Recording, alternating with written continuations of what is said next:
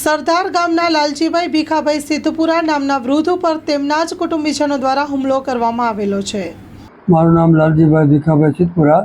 કાલે મારે જતન જમીનની તારીખ હતી, હું જતન ગયો હતો અને કોર્ટે મારા ભાઈઓના છોકરા આવ્યા હતા, મહેન્દ્ર, મુકુંદ અને કમલેશ। એ કોર્ટમાંથી પછી મેં છૂટા પડ્યા, ત્યાંથી હું ગુગળ લેવા ગયો, ત્યાંથી પછી હાઈવે પર રાજકોટ રોડે ચડ્યો, ત્યાં મારી પાછળ આવ્યા, પાછળ આવીને મને ધમકી આપી કે રેડ કેસ પાછો ખેંચી લેજે અને કે તારા પરિવારનો કારાવાસ નહીં રહેવા દઈ। એટલે પછી મને પાટું મારી એ લોકો નીકળી ગયા, હું પડી ગયો એટલે ભાગી ગયા। શું માંગ છે તમારી? મારી માંગ એ છે કે ભાઈ મારે છે ને ભાઈ મારા પરિવારને બધાને મને